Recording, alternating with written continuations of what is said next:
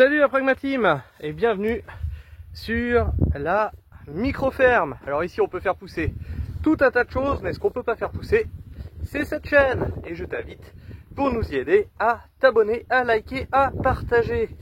Alors, on est début mars, et début mars, qu'est-ce qu'il y a sur la micro-ferme? Il y a tout un tas de semis qui ont été commencés, il y a des plantations qu'on a déjà faites, hein. On va aller voir ça d'ailleurs tout de suite. On va faire un petit peu le tour de l'exploitation pour vous montrer là où on en est. Et on va commencer par les nouvelles arrivées. Les nouvelles arrivées, ce sont bien sûr nos serres. Donc tu vois, il y en a une nouvelle ici, une nouvelle là, et ça c'est l'ancienne, la grande, hein, qui fait 80 mètres carrés, et celles-ci elles font 50 mètres carrés, et j'en ai une autre qui va arriver ici, là. On la place vers la mi-mars ou début avril pour qu'elle soit fonctionnelle début mai. Donc elle va aller de là à là. Voilà. Et donc qu'est-ce qu'on a mis dans ces serres, hein, parce qu'on a déjà commencé à emmener des choses. Alors c'est surtout pour après rempotage, hein. Vous savez qu'on avait commencé nos semis de poivrons, d'aubergines et de tomates, hein. Tout ça, ça va être transplanté en serre vers le 20 mars. Mais maintenant il faut aussi que ça sorte des lumières entre guillemets virtuelles, et que ça prenne un petit peu les rayons du soleil et les UV. Alors faites bien attention à ça, hein. Par exemple, si vous faites des semis sous lumière, ne les sortez pas comme ça directement en plein mois de mai, directement dehors. Vous allez choper des grosses taches blanches, les feuilles vont tomber par terre et votre plant risque de mourir. Ça s'appelle un coup de soleil. Et oui, les plantes aussi sont victimes des coups de soleil. Donc il faut les habituer petit à petit, de mars à avril, à les sortir par petit bout, tu vois, là, quand ça tape pas trop, ou sous protection de P17. Tu vois, à P17, ça fait un effet t-shirt et ça permet d'atténuer les gros coups de soleil, d'accord? Et ça leur permet de s'habituer aux UV. Sinon, c'est comme si tu sortais un geek qui avait jamais vu le soleil, qui est resté devant son écran, directement en bord de plage. Ça risque de mal se passer. Et donc, sous ce P17, qu'est-ce qu'on a? On a ici, tu vois, on a nos poivrons. Donc, ceux-là, ils viennent d'être rempotés d'aujourd'hui. Donc, ils viennent d'être rempotés, tout de suite emmenés ici. Dans ces caisses-là, on a melons et pastèques. Alors, pourquoi on les met sous caisse? Pour éviter de se les faire dégommer et par les rongeurs, et dès qu'elles vont commencer à pousser, par les limaces. Et là-bas au bout, comme tu peux le voir, on va y aller voir de plus près. Et là-bas au bout, on a nos aubergines. Donc là, il y a encore une vingtaine de jours où ils vont pouvoir se mettre à grandir, à pousser, avant d'être rempotés. Et là, tu peux voir que on a encore tout un tas de bouts de ferraille. Donc ça, c'est le rab. C'est ce qui va aller sur la dernière serre. Tu vois, là, il y en a encore ici. C'est ce qui va aller sur la dernière serre qu'on met juste à côté. Ensuite, donc là, sur cette serre-là, il n'y a rien. Sur cette serre-là, pour le moment, il n'y a rien. Il y aura dans chacune de ces serres-là, dès la semaine prochaine, un semis de carottes qui va être fait sur une plate-bande chacune, de façon à gagner un petit peu de temps. Et ici, tu te rappelles qu'on avait fait nos semis de patates. Hein, tu te rappelles, en janvier, on avait fait ça. Donc on est en mars. Et théoriquement, début mars à mi-mars, devrait commencer à sortir les premières feuilles de patates. Donc on va voir si on y est ou pas. Alors je sais pas si je lève le bon. Avec Sabrina, on avait vérifié. On en avait. Tu vois, là, tac. Là, tu vois qu'ici, on a nos premières feuilles de patates qui commencent à sortir ici. Et donc tu as la ligne qui est là, d'accord? Hop. Ok. Donc là on a les premières. Ce qui veut dire que cette semaine, je vais être obligé maintenant de passer de ce P17 qui est à ras du sol à un P17 sur arceau, de façon à ne pas écraser les feuilles de patates, parce que là, il n'y a pas de gel à venir. Mais s'il devait y en avoir un pendant le mois de mars, ça touche la feuille et ça la crame, d'accord? Donc on va éviter ça et on va mettre ça sur arceau. L'autre semis qui a été fait dernièrement, c'est un semis de radis. Donc là c'est pareil, on commence les semis tous les 15 jours maintenant de radis. Donc là il a été fait il y a une dizaine de jours celui-là. Donc là pareil, on enlève la pierre qui est là, toc. Et qu'est-ce que tu constates? Tu constates que il y a bien des radis qui sont là. Alors là, ils ont peut-être pas levé comme il faut ici. On va aller voir là-dessous. Est-ce qu'on a des lignes? Voilà, là tu vois, c'est déjà un peu plus linéaire. Voilà, donc là on va commencer à voir les radis. Donc là, même combat. Attends, je remets mes pierres. Même combat, je vais devoir mettre ça sur arceau, de façon à ce que ça n'écrase pas le radis complètement par terre et ça le laisse pousser de façon comme il faut ici. Donc on met juste un arceau, un P17 par dessus, puis ça suffira bien. Et tu te rappelles qu'on avait fait notre semis d'ail. Donc ici tu vois, tu as bien, hop là, toutes les ailles qui sont en train de pousser partout ici. Donc là on en avait mis là, on en avait mis là, d'accord.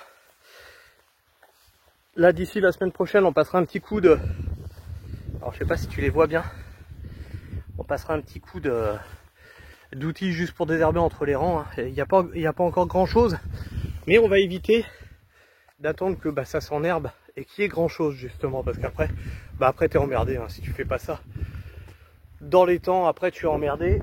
Fallait que je vous montre aussi, oui, dans la grande serre. Dans la grande serre on a les tomates, donc comme ça je vous fais le tour. Donc dans la grande serre ça commence à se vider, tu vois, on arrive dans la période bâtarde, mars-avril, c'est les périodes bâtardes.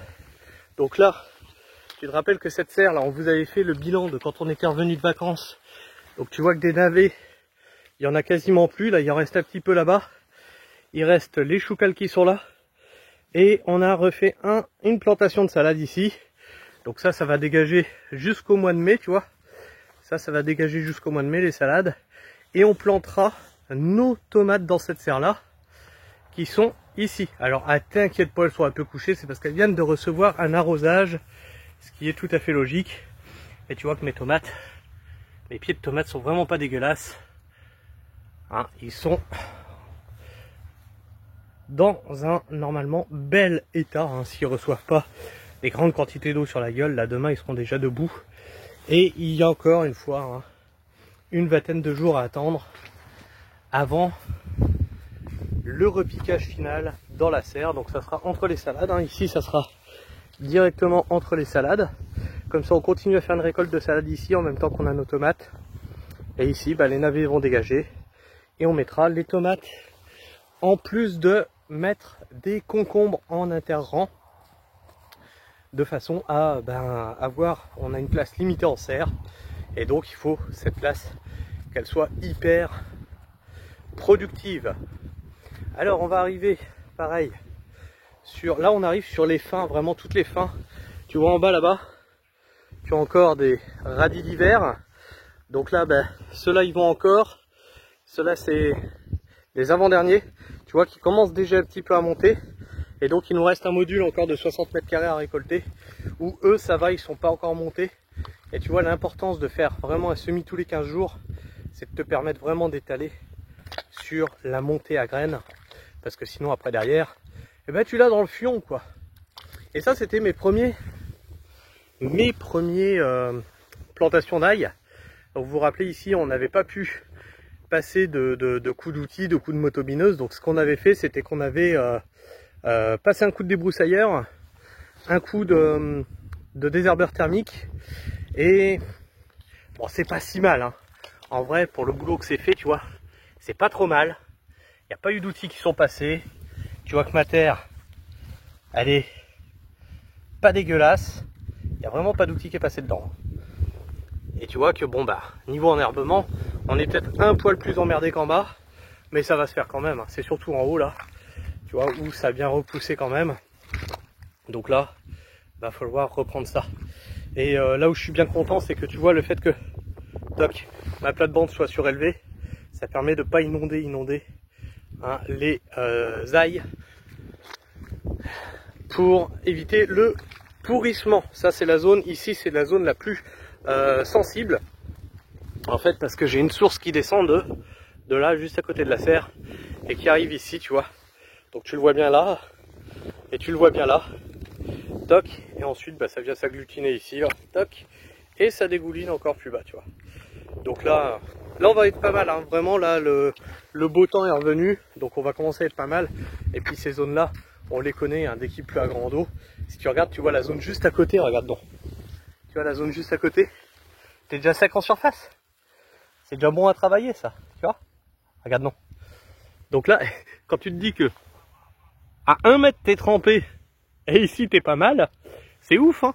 C'est ouf. Et ça, c'est toutes les particularités de mon terrain. C'est-à-dire que là où tu sais que tu as une source qui va couler chaque année, et ben tu sais que c'est pas là qu'il va falloir mettre les trucs les plus sensibles. Et l'année dernière, on a voulu jouer un petit peu avec le feu, et on avait mis les patates à cet endroit-là, ce qui fait que ça n'a rien donné. Alors ici, cette zone-là, tu vois, elle a été travaillée déjà, enfin travaillée, elle a été débroussaillée, parce que là, dès demain, là, il y a un coup de motobineuse qui passe là-dessus. Et là-haut aussi, on va aller voir pour la plantation des petits pois. On va aller vous les montrer, les petits pois. Et ici, là, certainement fin de semaine, avec en bas là-bas. Et là, c'est la plantation, le semis, lui, de petits pois, donc les graines, de façon à étaler ça sur plusieurs semaines, hein, qu'on n'ait pas une fin abrupte de petits pois. On va aller voir les fèves d'ailleurs. On va aller voir les fèves. Oui, parce que si tu fais pas en échelonnant tes baisers après ta récolte, tu sais, elle s'arrête d'un seul coup. Et puis t'as plus rien à mettre sur... t'as plus cette culture à mettre sur les étals d'un seul coup. Plutôt que ça s'étale et tu dises, voilà, on est en train d'arriver au bout. Là, c'est mon dernier module. Voilà, tu peux prévoir le truc. Et là, on est sur les fèves. Donc tu vois les fèves qui avaient été plantées en octobre. Le 15 octobre. Donc là tu vois, ça va arriver pour une récolte en début mai normalement. Peut-être avril si on a de la chance, mais normalement ça se fait en mai. Mais voilà, donc là on a nos fèves. Alors nos fèves, on en fait moins que les années d'avant. Bah parce que ça sert à rien de faire 3 modules de fèves alors que tu n'en vends réellement qu'un tiers, donc un module. Donc Sabrina m'a dit tu me diminues le nombre de fèves que tu plantes, parce que 1, ça me prend énormément de temps à récolter, et de 2, bah, je vends pas tout, et puis il nous en reste pour donner aux animaux, pour nous manger, etc. Et la patronne, elle est là, et je pense qu'elle veut me parler là. Ah ouais, tu fermeras ce que tu auras à fermer. Voilà, on fermera ce qu'on aura à fermer. Et ici, là, tu vois, on a encore les framboisiers et les myrtillers qui vont venir sur toute cette longueur là, et sur ça là-haut. Et là, tu vois, juste à côté, là, on a commencé à y foutre un petit coup d'outils. Alors pourquoi ici on a foutu un coup d'outils comme ça, comme des sauvages, de façon à ce que, parce que là c'est une zone qui est assez humide, qui arrive à être assez humide, et je me suis dit si je la retourne vite fait comme à Sagouin, je vais déjà l'aérer, parce que cette semaine ils annonçaient aucune pluie, et je vais déjà l'aérer de façon à ce que ça puisse sécher beaucoup plus rapidement, en tout cas en surface, et que je puisse y passer un coup d'outil beaucoup plus intéressant, bien mieux. Donc là cette semaine, justement là aussi, pour la plantation des petits pois, et tu vois que là on avait des épinarblettes, et donc là maintenant tout ça, ça va être bien retourné, bien mélangé. Donc là tu vas voir, justement, je vais essayer de te montrer, tu vois. Donc là c'est bien dur en surface, parce que là j'ai énormément de glaise, là c'est super compliqué, cette zone là, vraiment la zone qui est là est hyper compliquée, tu vois, j'arrive même pas à casser la motte à la main, tu vois, alors que tu vas voir, si j'enlève un peu de motte, tu vas comprendre le problème tout de suite. Voilà, on est encore mouillé, tu vois, d'où l'intérêt là de le travailler de façon à en plusieurs fois. En fait, faut le travailler en plusieurs fois, sinon tu l'auras jamais. Soit tu vas avoir du béton, soit tu vas avoir de la mélasse. De la mélasse, si tu veux, comme c'est beaucoup d'argile, ça va faire une espèce de mélasse qui va s'enrouler autour de la motobineuse, tu vois. Et donc ici c'est nos derniers, là, hop là, Là, c'est nos derniers radis ici. Donc quand Sabrina l'a fini en bas, elle finira ici avant la montée à graines. Et là, on est sur les derniers choux de ces qui n'ont pas bien paumé. Et donc ça va pareil, ça va retourner au sol, mélanger avec le sol. Et donc là, notre serre qui est quand même bien remplie, tu vois. Donc là, on a les betteraves qui pareil vont être en terre le 20 mars, vers le 20 mars. Là on a des choux, donc les choux sont pas super bien sortis, mais bon c'est pas très grave. Je vais aller vous en montrer d'autres qui sont eux bien sortis. Là c'est des fameux petits pois qu'on va pouvoir transplanter maintenant. Alors, tu vois ils sont plutôt beaux, ils sont même peut-être trop grands là, mais il a fallu attendre. Parce que sinon tu les plantes dans trop de flotte et puis ça crève. Et là-bas on a nos chayotes qui donnent bien. Et toc, ici les cornichons, Et là ici, ce que j'ai fait, c'est des navets. Toc, donc des navets en plaque alvéolaire. Alors pourquoi j'ai fait des navets alors que sur mon assolement, j'en avais pas besoin? Parce que je fais toujours une culture comme ça annexe. Et je me dis, tu sais, si jamais les choux ça a raté, si jamais j'ai un emplacement qui est libre, je pourrais toujours mettre ça à cet endroit-là. Ça m'a pas pris plus de temps à faire que ça, et effectivement je vais avoir un emplacement libre pour les navets. Ça va être entre les deux serres, ce qui n'avait pas été prévu sur l'assolement. Les deux serres en bas, j'ai un espace de 2 plates-bandes, et ça va trouver son utilité entre les deux serres. Et donc je vous avais parlé de mes semis sous châssis, hein, les châssis couches froides. Et on m'avait dit oui mais tu sais, les couches froides c'est bien gentil, mais les couches chaudes c'est mieux. Alors oui mais bon pour du chou il n'y a pas besoin forcément de couches chaudes, hein. Tu vois que là on a les premiers choux qui avaient été semés. Hop. Alors ici il y a eu des manques de levée, donc il y a eu un second semis, tu vois. Là j'ai remis dans les plaques alvéolaires, mais de toute façon j'en fais toujours plus que ce qu'il m'en faut pour être sûr d'avoir la quantité. Donc là et là-bas, là on a un gros problème, et heureusement que j'en fais plus que la quantité. Je sais pas si vous vous en rappelez, je vous avais dit qu'il y avait un rongeur qui était venu foutre le bordel là-dedans et qui m'avait recouvert les plaques. Et bien là le gros problème c'est que tu vois, ça a levé de façon très éparse. Du coup j'ai dû refaire un autre semis, et tu vois qu'il est en train de sortir seulement maintenant. Donc là c'est la même série, tu vois. Toc. Et à côté là, les choux Milan qui sont là. Donc là ceux-là ils sont plutôt pas mal, plutôt jolis. Donc ça va pas tarder non plus à rejoindre les plates-bandes. Donc ça normalement les choux je les mets à côté. Si tu veux, j'ai un rang central de petits pois, et de chaque côté des rangs de petits pois je mets mes choux. Et normalement fin avril, début mai et jusqu'à fin mai, encore une fois, on espace les semis. Là où j'ai mon rang de petits pois, je mets ensuite des graines de haricots, puisqu'après le haricot il va commencer à germer, d'accord? Il va commencer à monter au moment où le petit pois lui va se mettre à mourir.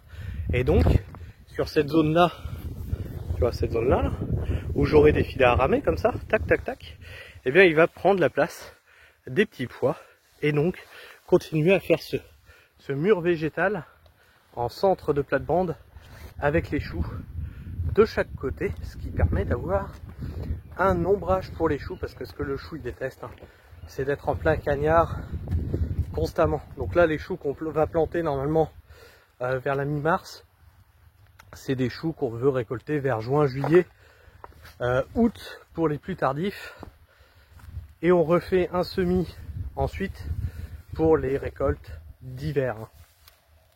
Et donc là on est sur la petite serre à agrumes qui me sert encore de serre à semis cette année encore. Et donc on a ici là les salades qui commencent à sortir, tu vois, tout doucement. Là-bas on a les choucals, donc les choucals eux ils ont été semés plus tard, donc tu as cette plaque là, cette plaque là, cette plaque là, choucals. Et là encore des salades qui ont été plantées, semées 15 jours avant cela, d'accord? Avec les agrumes en plein milieu, ça c'est normal, c'est logique. Et donc là on a encore une fois une histoire de caisses qui les rendent étanches aux rongeurs et aux limaces, puisqu'on remet les couvercles ensuite dessus. Et donc là on a tout ce qui est courge, et on a celui-là, celui-là et celui-là, c'est les concombres qui iront dans la serre. Alors normalement je devrais déjà avoir mes concombres de près, mais il y a eu une boulette. Ah, il y a eu une boulette. C'est que normalement mes concombres c'était ceux-là. Et tu vois qu'il en reste plus beaucoup. Parce que il y a eu un gros rongeur qui est passé là-dedans, plus le gel. Donc ça a foutu le bordel. Tu le vois, le rongeur là, il a été me déterrer, tu vois. Je sais pas si tu vois bien. Un sanglier en fait, ce rongeur, il a été me déterrer les plants. Donc ça a été la merde. Et du coup j'ai dû refaire un semis. Ça va, on n'est pas non plus à la bourre, hein. On était même à l'avance sur ce semis de concombre. Donc il n'y a pas mort d'homme. Et j'ai envie de te dire, ça, si tu le prévois pas, d'être emmerdé par la nature, tu vas t'en mordre les doigts. Ça va jamais tomber comme tu veux, tu n'auras jamais 100% de levée, tu auras toujours un plant ou deux qui va se faire bouffer par des limaces, des graines qui vont se faire déterrer par les rongeurs, etc. etc. D'où le fait que je vous dis, je prévois des fois des plans de secours, comme des navets, des machins, des... Hop, si jamais j'ai un truc qui n'a pas marché, je peux le remplacer, tu vois.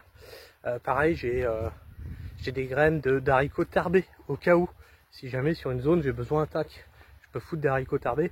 La place n'est pas perdue, le haricot tarbé il se récolte très tardivement, en sec, comme ça je suis sûr d'avoir une place qui va quand même donner quelque chose et pas 0 €, que je me retrouve sans rien pouvoir semer à cette place là, ça serait très con. Enfin bref, voilà pour le petit tour de l'exploitation. Et tu vois qu'ici là, on a commencé les fameux bâchages. Donc les bâchages, ici tu auras donc les courges et les salades qui viennent à cet endroit là. Donc là on a besoin de désherber un maximum et de façon naturelle, et à voir si on a besoin de travailler le sol. Tiens, puis je voulais vous montrer un truc tant qu'on y est. Il y en a beaucoup qui me disent oui, la paille, ni à rongeur, tout ça, tout ça. En plus, c'est pas efficace pour la mauvaise herbe. Ok, donc on va aller voir un truc. Donc ça, c'est mes zones, tu sais, ça c'est mes structures à tomates. Et là, tu vois, j'avais un restant de bottes de paille que j'ai mis ici, d'accord? Et qu'est-ce que tu constates? Tu constates que les plates-bandes sont plutôt propres. Et là où il y a quasiment pas de paille, j'en avais pas mis dans l'allée. Tu vois que l'herbe, elle pousse plutôt dans les allées que dans les plates-bandes. C'est là où il y a le moins d'épaisseur de paille. C'est rigolo, hein? C'est rigolo. Et tu vas voir ce qu'on va constater ensemble. Tu vois, la plate-bande elle est propre. Et là, ce que j'avais fait, j'avais juste foutu un coup de débroussailleur. Il y avait de l'herbe, hein, il y avait plein de mauvaises herbes. J'ai foutu un coup de débroussailleur. C'était en septembre, fin septembre. Non, en octobre. Et j'ai recouvert de paille. Donc là, on a passé tout l'hiver comme ça dessus. Et ben de l'autre côté, j'ai fait la même chose. Tu vois, ici, j'ai fait la même chose. Et ce que tu peux constater, c'est que là, j'ai dû repasser un coup de débroussailleur parce que, tu vois, ça repousse de partout. Alors tu vas me dire, oui, pas tant que ça finalement, mais si en fait. C'est juste que comme j'ai coupé à ras, tu as l'impression que pas tant que ça, mais il y en a absolument partout. D'ailleurs, tu peux le voir ici, hop là, attends, bouge pas. Que ici, j'ai pas pu le passer comme il faut, tu vois, là c'est bien vert. Et là, ça sera la dernière zone à travailler. Enfin, bref, la pragmatime. Voilà pour le petit tour de l'exploitation début mai. On se revoit certainement dans la semaine, histoire de faire un petit bilan de ce qu'on avance, ce qu'on fait. Et puis moi je vous fais la bise. Prenez soin du sol et restez pragmatiques. Ciao.